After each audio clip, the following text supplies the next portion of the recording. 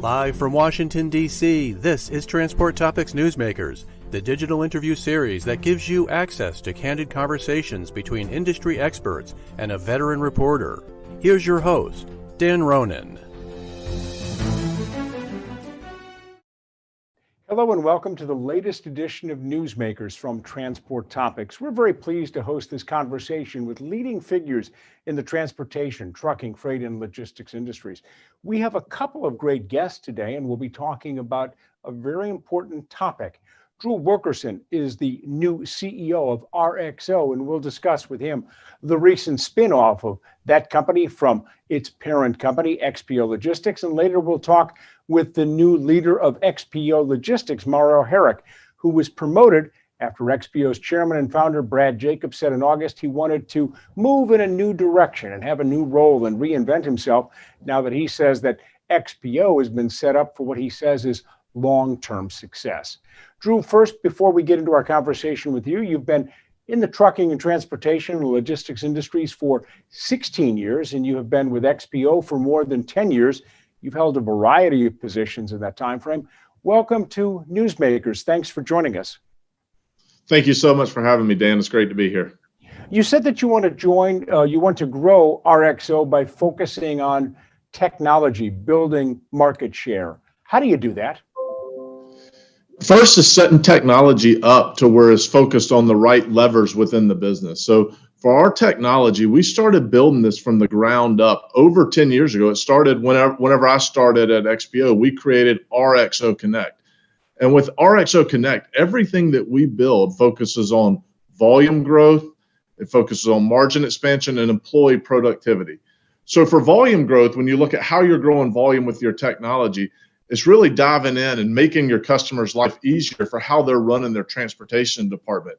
It helps them get the goods from point A to point B faster, and it's more cost efficient for them by telling them what day of the week they should ship something, what mode of transportation they should use. We've even gone as far as helping customers decide where they should put warehouses as they're planning out their transportation in the most efficient manner.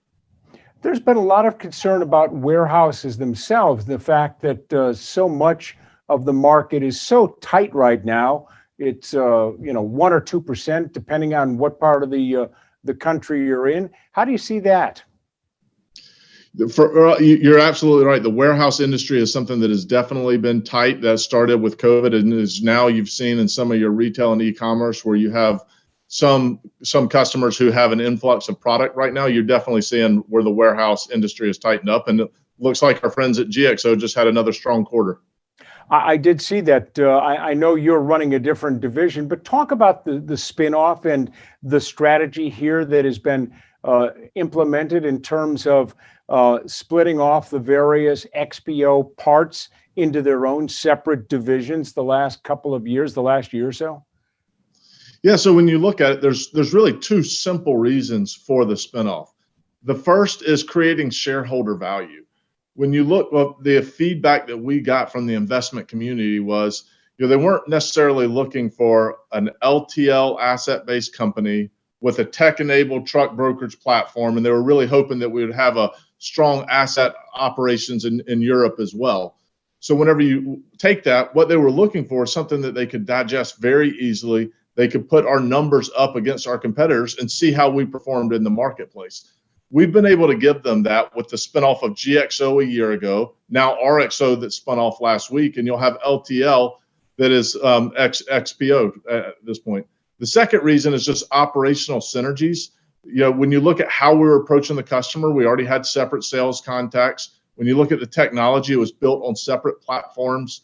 So for that, there weren't a ton of operational synergies, and it was what made the most sense for the business for us when you look at those two factors. How is it being in a position where Brad Jacobs, the longtime leader of XPO, as I said in the introduction, is taking what he says is a different direction in his career? He wants to move in a different direction and focus on some other things. How does that? Well, I think when you look at what Brad's done over his career, he's been one of the great CEOs of our time. He's built industry leaders in several different verticals. So you look at what he's done every 10 years or so, He's done roll-ups and reinvented himself. He's created now 3 great companies with GXO, XPO, and RXO. And Brad's only a phone call away. He's still chairman of the board of RXO, GXO, and he's executive chairman of XPO. Will you still see him at the coffee pot or with the water cooler? I will not see him at the coffee pot or the water cooler. Brad is in Greenwich, Connecticut, and if you can't tell from my accent, I'm down in Charlotte, North Carolina. But quick enough that if you need to reach him, he's on a Zoom call or whatever you need to do. Absolutely. Absolutely. For a long time, XPO was all about acquiring other companies and growing that particular sector. But recently, it's been more focusing on the sale in Europe and now the spinoffs. Why has that been done? When you look at, I'll speak specifically to RXO. When you look at what we've done over the last decade, 90% of our growth has been organic growth. And over the last 3 years, 100% of our growth has been organic growth. We're bringing on new customers faster than what we ever have before. We've got strong relationships with some of the top companies in the world. We do business with over half of the Fortune 100 companies and over 200 of the Fortune 500 companies. So when you look at our path for organic growth, it's what creates the most shareholder value for us. And right now we're going out and we're taking market share and we're doing it profitably. Drew, in a very short period of time, RXO has been poised to become the 4th largest truckload brokerage firm in the U.S. And you've only existed, as I said, as a standalone for a short period of time. Last year, they spun off the contract logistics company. So how does XPO operating as a standalone LTL company, how's that going to work? And what does the future look like for these companies? For XPO, probably better for the conversation that you're going to have with Mario here in a few minutes. But when you look at what they are, they're the 3rd largest less-than-truckload provider in the country, and it allows them to have, and same thing for us as RXO, Mario will have a management team that's solely focused on LTL within North America. And for us, we've got a group that's solely focused on growing our asset-light transportation services at RXO. What does this latest move mean for the industry as we move towards more specialization and more 3PL operators? When you look at this is a trend that has been going on the entire 16 years that I've been in transportation. Brokers are taking share from asset-based carriers. If you go back to whenever I started in this industry, brokers had less than 10% of the for-hire trucking market. Today, it's at 22% and it's continuing to grow. And if you look at the last 8 years and just look at the growth that you've seen within the brokerage industry from 2013 through 2021, the brokerage industry grew at over a 9% CAGR. During that same time, RXO grew at over a 27% CAGR, so nearly 3 times what a fast-growing industry was growing at. You've said that the for-hire trucking industry is a $400 billion industry, and right now, RXO only has a fraction of that business. So how do you plan to grow the business if you've got 1% and you're making money? What's the ultimate goal here? Yeah, the ultimate goal is to continue to go out and acquire customers. We've got a proven playbook that works. As I said earlier, we do business with over half of the Fortune 100 companies and over 200 of the Fortune 500 companies. We still have a lot of growth left with each of these companies. Then phase 1 for us was building up power lanes with high density capacity around these lanes. We've got access to over 100,000 carriers in RXO Connect and 1.5 million trucks. So we looked at power lanes, whether it's Atlanta to Chicago, Phoenix to LA, and built capacity around these. And we were able to pull a lot of volume because we service and created solutions for these customers so well. Phase 2 will be in 3 parts. It'll be continuing to grow with these large customers that we brought on board.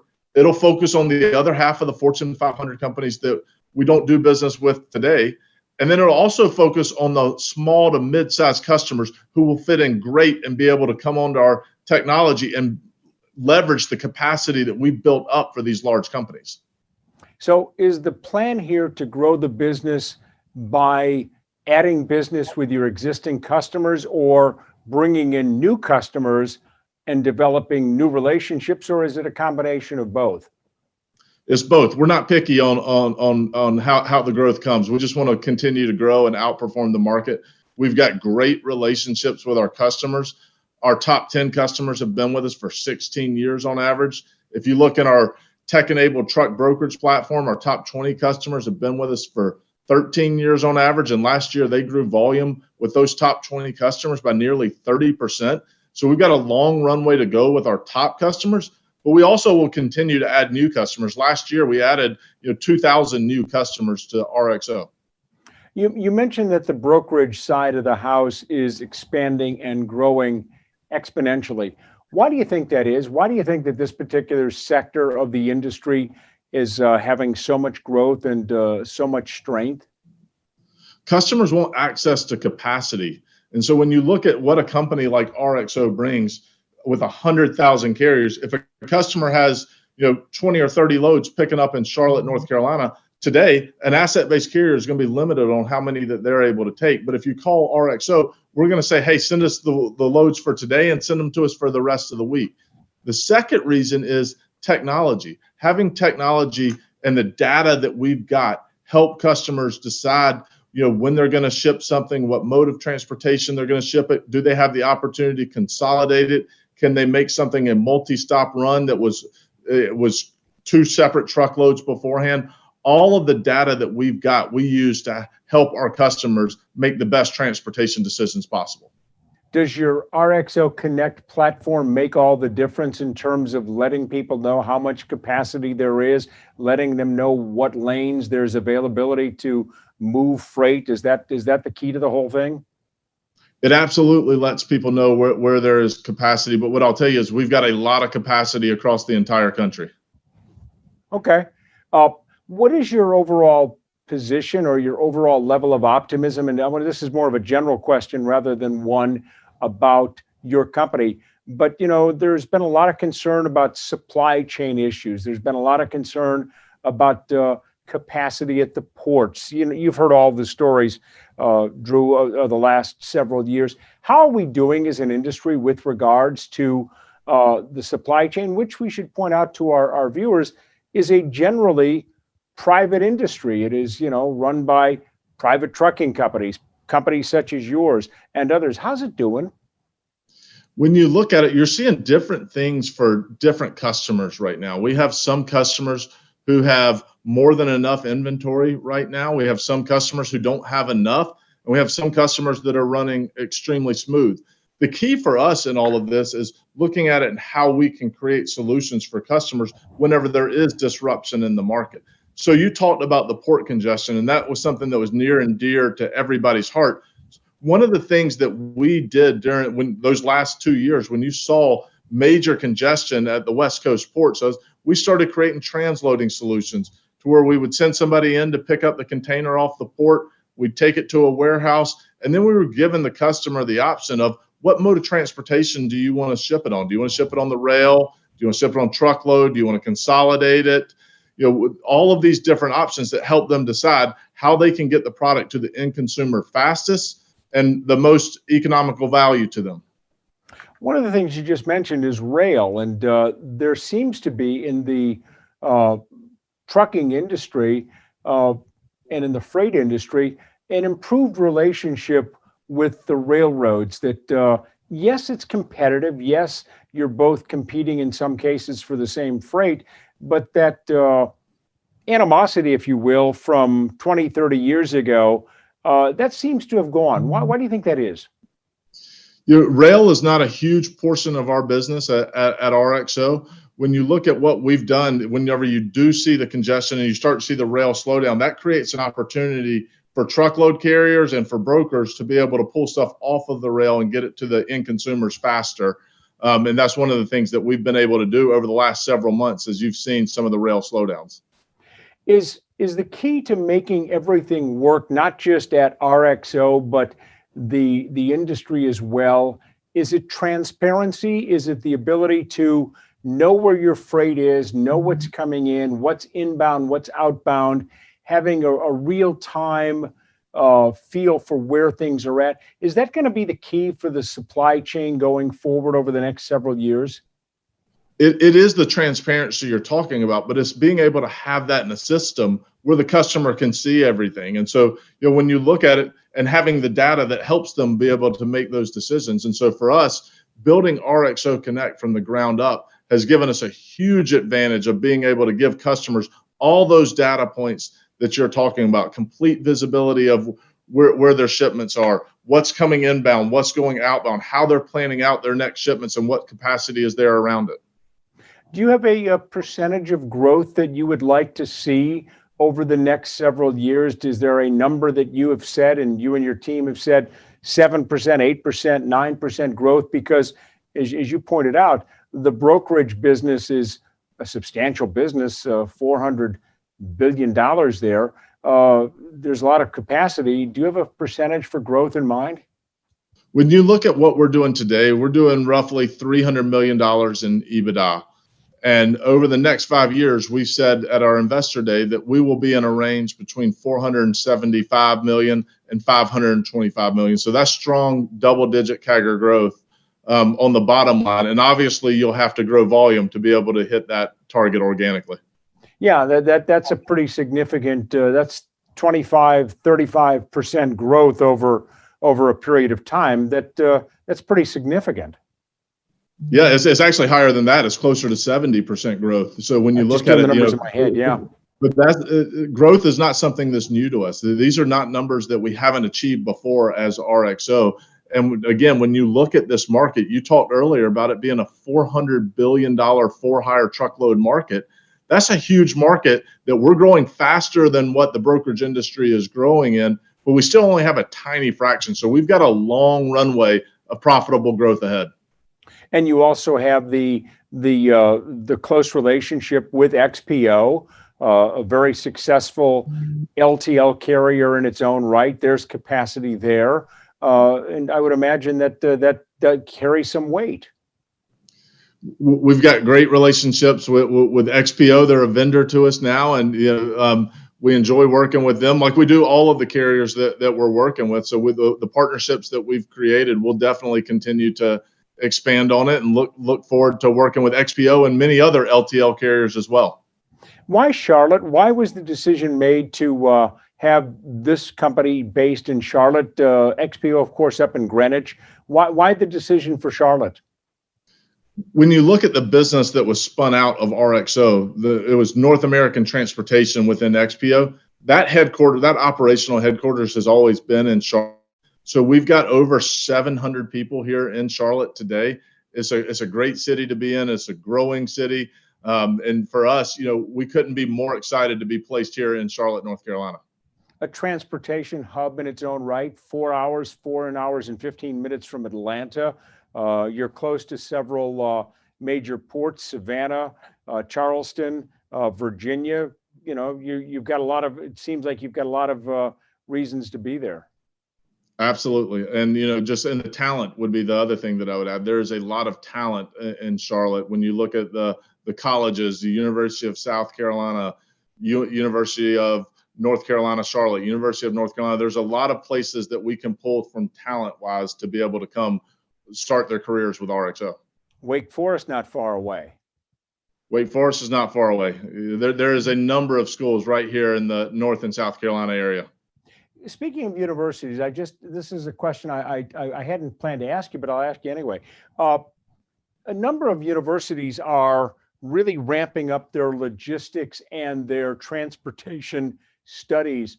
Where do you see that going? I mean, it seems as though finally that transportation, brokerage, logistics is getting the respect it deserves in the university communities now, and we really have the potential to put some real great leaders into the industry from some of those universities you just mentioned. Absolutely. It's something that, there hasn't been enough focus on before. When you think of the impact that transportation has on all of our lives, it's something that, you want to see the brightest minds be able to go into a field like that and help disrupt the industries, similar to what we've done at RXO of pulling people, from the technology side who have backgrounds from Microsoft, Amazon, Uber, MIT graduates. We're pulling the best and the brightest to disrupt the transportation industry. Drew, we've only got time for a couple more questions before we wrap up and we bring Mario in. So I want to ask you a couple questions, a little bit lighter. but you and the team recently rang the bell at the NYSE. Talk about that moment of being on that big stage in Manhattan, the lower Manhattan area, so famous, and to ring the bell. What was that like? It was a surreal moment. When you look at the team that I was surrounded with, I couldn't be more proud of the group of individuals that I work with. Some of the folks like Lou Amo, who I've worked with for over a decade and helped build brokerage from the ground up with. Yoav Amiel, who's our Chief Information Officer of Technology and has helped create RXO Connect to what it is today. Heidi Radai, who's over bringing on our people. These people I've worked with for a long time, and we've got strong cohesion within the team. But you also have people like Jamie Harris, who's our Chief Financial Officer, who we were able to bring on. And you look at being able to have the group that has outperformed the industry over the last decade, and the additions that we've made, we're more excited about the next decade and where we're going. It was a lot of fun ringing the bell. Okay, my next question, I had this planned. So where do you see RXO in the next 5 or 10 years? Where do you see the company at? Yeah, so for the 5 years, I've already told you the 5-year numbers that we're going to do. I guess I jumped the gun on that one. $475 to $525 million in EBITDA, and we're going to do that growing organically. We're going to continue to take market share, and we're going to outperform our peers within the brokerage industry. How about 10 years down the road? Any projections looking into the 2030s? I'm focused on hitting the 5-year number right now, and we'll talk about 10 years after we get through with year one. Make the 5-year numbers, make the 1-year number, then you'll start to look at the big picture. Hey, Drew, it's been a delight to chat with you. We want to thank you and your team at RXO and XPO for joining us. I know we're going to talk with Mario here in a few moments, but thank you for joining us. Thank you for the time. I really appreciate it. Drew Wilkerson, he is with RXO. He joins us on the Newsmaker line from Charlotte, North Carolina. This is Transport Topics Newsmakers. I'm excited to introduce the Transport Topics magazine event series. These one-of-a-kind learning sessions bring to life the people and conversations behind the trucking equipment and technology. I'm Dan Ronan. I'm your host and the voice of Transport Topics Radio. I'm joined by our managing editor for features, Seth Clevenger, features editor Michael Freed, and executive editor Joe Howard. Each quarter, we're also joined by an industry sponsor. I'm excited to be part of the Transport Topics magazine event series. I hope to see you there.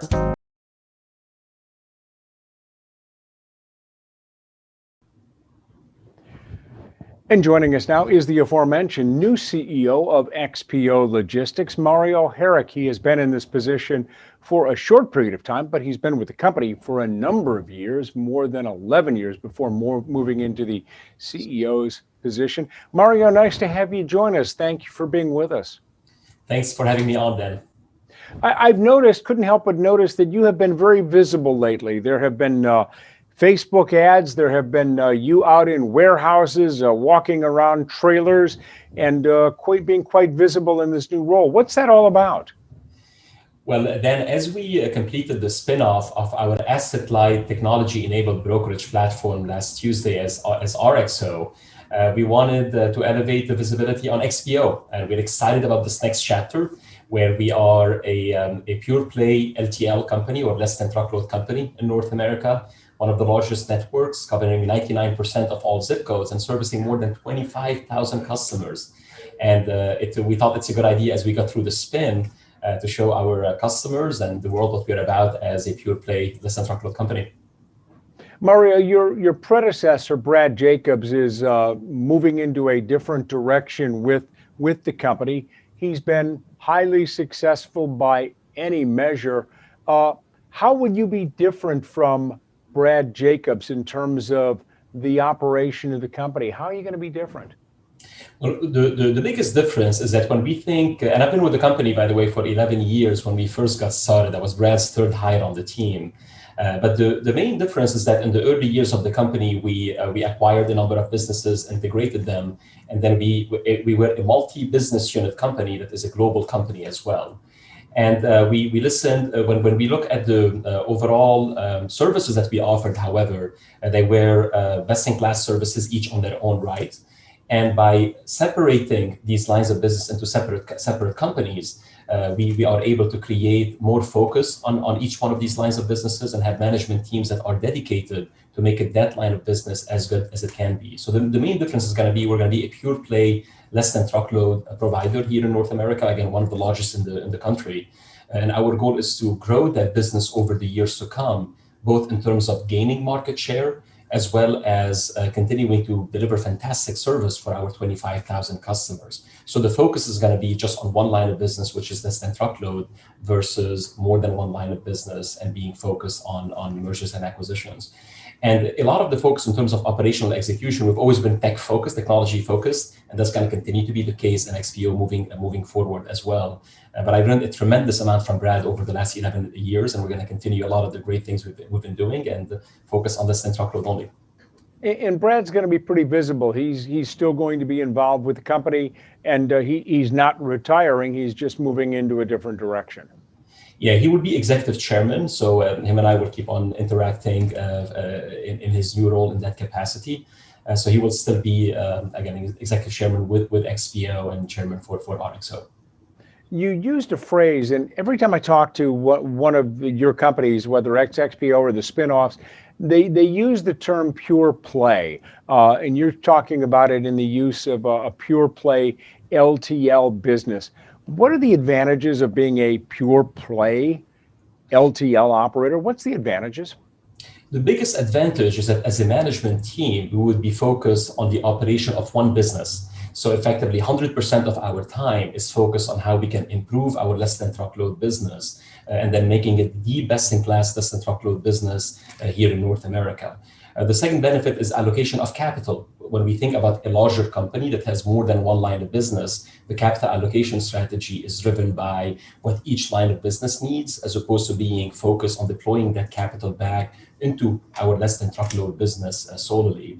And the third one is around shareholder value creation. Today, when we look at our valuation from a multiple perspective, and you compare us to pure play companies in less than truckload or asset light transportation with brokerage, we were trading at a discount. So by becoming a pure play company, we can get back to parity with our peers who are pure play in each of the respective fields of the companies we spun off, and XPO as a pure play less than truckload provider. The less than truckload sector of the industry is pretty competitive, though, isn't it? I mean, it's a very competitive sector, isn't it? It's actually, that's the reason why I get very excited about our industry, is that you haven't had a significant LTL carrier of any scale go into the business in more than 30 to 40 years. And it's the industry that has a very high moat in terms of being able to get into it, because you need terminals, you need trucks, you need trailers, you need drivers, and you need freight density. You need to be able to have enough freight to move between your terminals to be able to operate efficiently. And also then 9 out of the top 10 players in our industry have been in that position for more than a decade. And the top 10 players manage 3/4 of the entire industry. So it's a business that is in high demand from a customer perspective, but at the same time has a very high competitive moat associated with it, which leads to great pricing dynamics as well in our business. Are you pretty optimistic about the overall state of the economy? Because so much of the economy and the LTL's business itself is tied to the overall state of the economy. We've got GDP remains reasonably strong. We still have very high inflation. What's your level of optimism or concern about the U.S. economy? In general, what we're seeing now in the market, there is softness in the economy from a customer demand perspective. But obviously, this is compared to blowout years for many companies in 2021 and after COVID in 2020 as well. Now, in the LTL industry, we are predominantly pegged to the industrial economy in the US. So today, 2/3 of our customers are industrial companies, where the fluctuation of demand and supply is less drastic than what you see on the consumer side. And roughly around 20 to 25% of our business is pegged to the retail/consumer environment or industry. So when we think about our growth and how where the market is at, we're seeing some customers, especially in the industrial space, that are getting more product into their supply chain and they're shipping more product, while other customers are seeing lower demand where they are shipping less product. Generally, though, if you take a step back, then when I look at the volume trends for us, we have been bucking typical seasonality and industry trends as well. In the third quarter, We improved our tonnage through the quarter, and that accelerated from the typical seasonal trends from the second quarter. September, we were positive on tonnage on a year-on-year basis. And then October, we were more positive and expect the full fourth quarter to be positive as well. So although we are seeing softness in the market, we are driving many initiatives and investing in capacity and driving sales to drive more business wins to onboard them on our network. I asked this question of Drew, and I'll ask you the question as well, because I want to get your response. Is the idea of growth to generate more business with your existing customers, many of them who you have had relationships with for 5 and 10 and 15 years, your retention rate is very high. Is your way to grow the company to get more freight with your existing businesses, or find more businesses to move their freight with? Or is it a combination of both? It is a combination of both. So we are growing with existing customers who have been customers of ours, where we're adding new business and we're winning new lanes and getting larger awards with them. And we are also onboarding new customers. For example, I announced in the second quarter, we had onboarded a new top 10 customer. And in that case, that was a customer that we did a small amount of business with, and we grew it to a substantial amount of business based on them seeing the quality of service we offer them and the amount of coverage we have across North America as well. And there are cases where existing customers used to give us one portion of the country or certain lanes that we were handling, and now they're giving us larger awards as well associated with their business. We also, when it comes to our sales strategy, we're investing in every channel of sales. So we break it down between local accounts. These are small businesses where we have local account executives who sell to those businesses, all the way up to strategic accounts. And these are mega accounts that effectively have hundreds of millions in some cases of LTL freight. And we're growing across each one of those channels in terms of investing in our sales force and gaining more business and incentivizing onboarding new logos as well. One of the areas that XPO has been known for over the last several years under Brad Jacobs' leadership has been mergers and acquisitions. It's been a part of your handbook and a part of your playbook. Is that no longer part of the playbook? Are there still companies out there that you might be interested in if the price is right and the fit is right, or is that going to be something you're going to be putting on hold for a while? So for our less-than-truckload business, we're more focused on growing organically and improving our margins over the years to come. And the reason is that we already have a network that covers 99% of all zip codes. So we already have full coverage in terms of being able to service our customers. And in terms of our use of capital, our primary use of capital is reinvesting back into the business. To give you an example, then over the last year, we've opened up 6 new terminals. So we're focused on expanding the physical footprint and deploying capital into our fleet. Also, to give you an example, we've produced 47, or by end of year, we would have produced 4,700 new trailers, which is nearly double what we have produced in any other year in the past. So our focus in terms of capital deployments will be not on M&A, but deploying that capital back into the business, because that's a business that has a high return on invested capital in the mid-30s%. So it makes sense for us to deploy that capital back into the business as opposed to pursue the M&A route. I want to talk with you more an operational question, because it's one that I think that since we have the opportunity to chat about, I think it's important. Bob Costello, the ATA's chief economist, a couple of weeks ago, said that the driver shortage is easing just a little bit.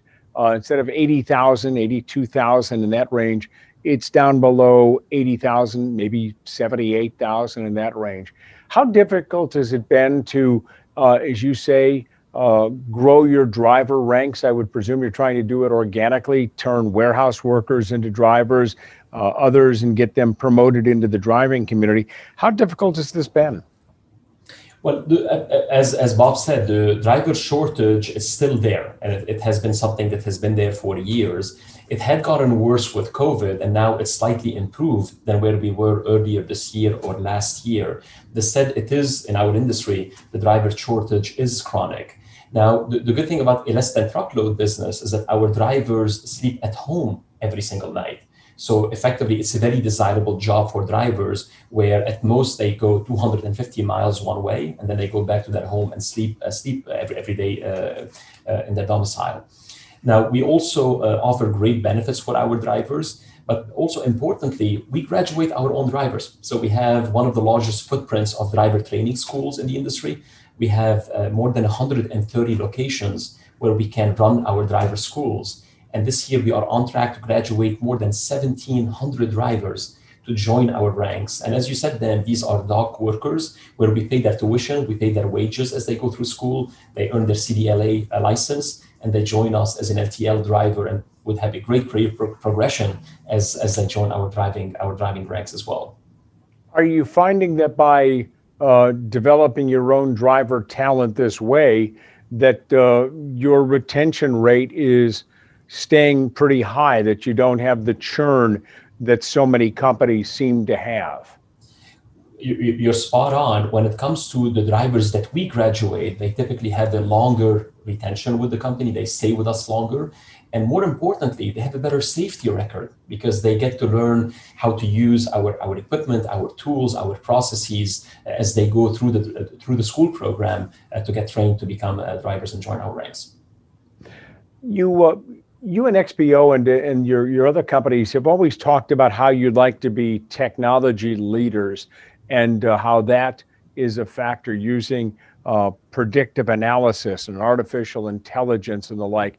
Let's spend a couple minutes talking about that. What are some of the things that you're doing that you think gives your companies and XPO specifically, which you run, a little bit of a leg up?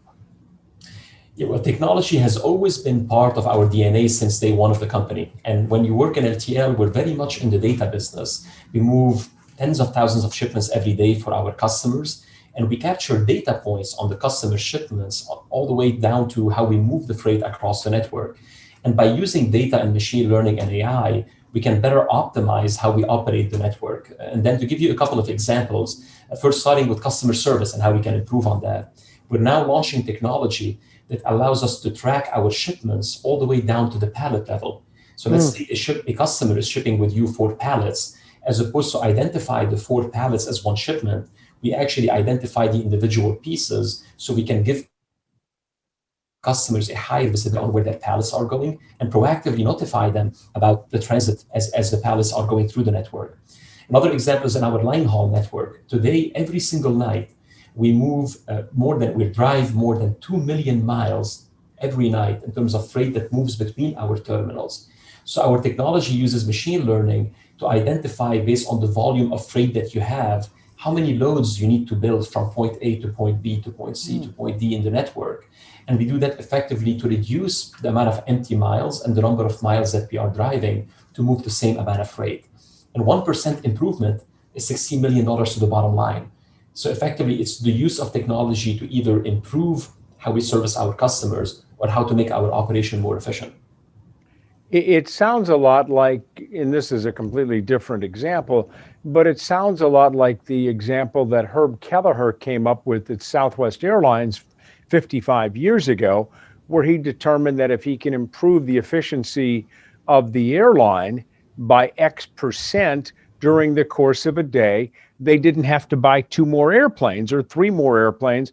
And at the cost of an airplane of being $25 or $30 million, that's $100 million to the bottom line. It sounds like you've adapted some of those same ideas. Exactly. So if you think about it, every single night, we build roughly around 30,000 loads. So these are 30,000 short trailers. We call them PUP, or 28-feet trailers. Now, imagine if you have 5 PUPs going from point A to point B, but they're half full. Well, if you actually make sure that you have 3 of them that are all the way full, you can actually move that same amount of freight with less moves. And that's the type of efficiency you get from using data to optimize how you move freight across the network. Reduced waste, and also I would imagine try to reduce to as close to 0 the number of tractor trailers that are going back to the other destination empty or 2/3 full. Correct. Okay. So this has been a big part of it as well. You know, another question with regards to the business aspect of it and the couple minutes that we've got left. 2021 and 22 seem to be a year for XPO of selling some of the assets and shoring up the capital so you could do the spinoff.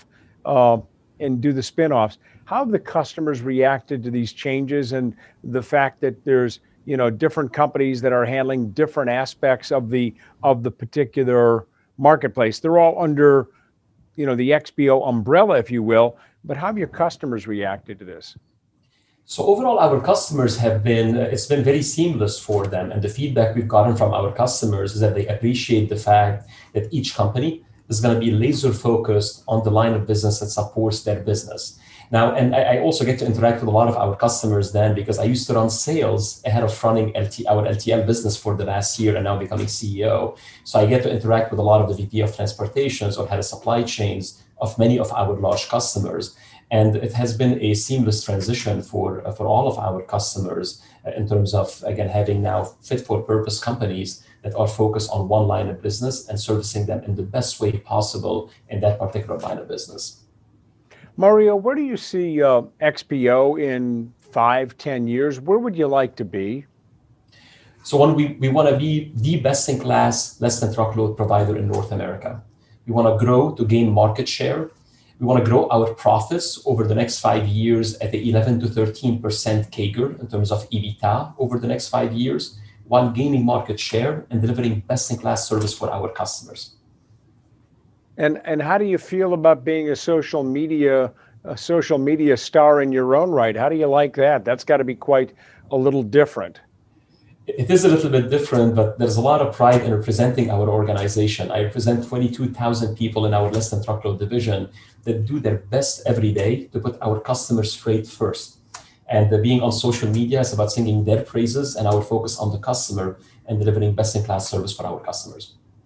Is that a role that CEOs have to embrace these days? I mean, it's a different world than let's say 10 or 15 years ago, where the CEO was the person in the corner office making business decisions. Now the CEO is also the business leader, but also he or she is also the face of the company. They have to be a very talented speaker. They have to be very good in terms of presentations. They have to have good leadership skills.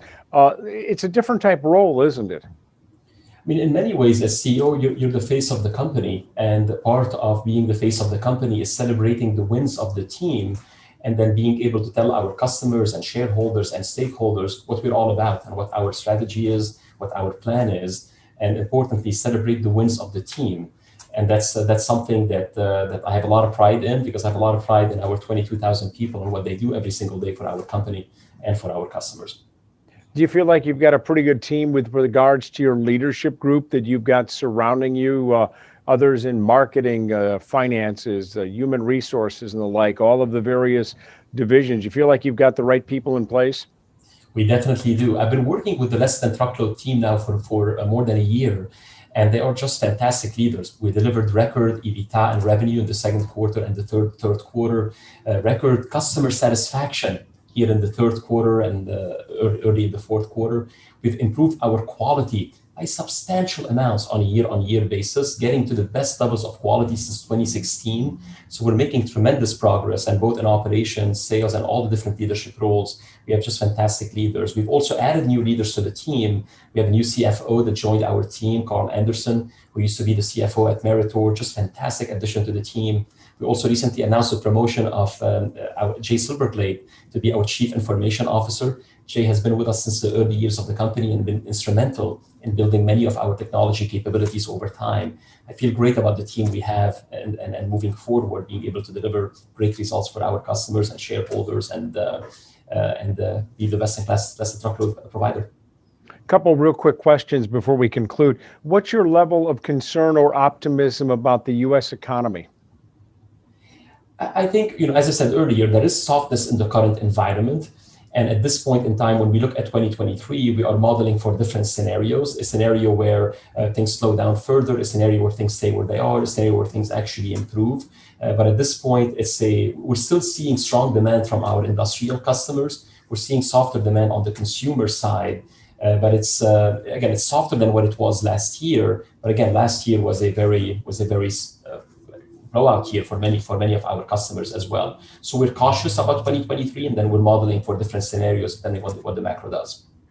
And one other question have about the company as well. We are now into the holiday shopping season, a time of year when there's so much activity. Groups like the National Retail Federation are saying growth can be 6 to 8% above last year's level. Are you pretty optimistic that XPO, as a very significant LTL carrier, will be up to the task of getting all of the things to the warehouses, the stores, the fulfillment centers pretty seamlessly?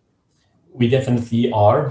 We invested quite a bit in capacity over the course of the last year, but at the same time, we are more pegged to the industrial economy. So 2/3 of our customers are industrial companies, although again, 20 to 25% are retail and consumer focused, but we are ready to handle what the peak season here brings our way as well. Mario, it's good to talk with you. Thank you for taking time out of your busy schedule, and Drew as well, to talk with us about the many exciting things going on at your company with the spinoffs and the changes in leaderships. Thanks for joining us. You got it. Thanks so much for having me on, Dan. Mario Harik joining us. He is the new CEO of XPO. And we conclude our conversation with Mario. We want to thank him and the team at XPO for joining us for this edition of Newsmakers. Going forward, we plan several more Newsmakers before the end of the year with some very high-profile guests in our industry. And we will have an announcement soon about who those guests will be. So stay up to date always at ttnews.com. This webcast will be available for on demand. Go to ttnews.com for more information.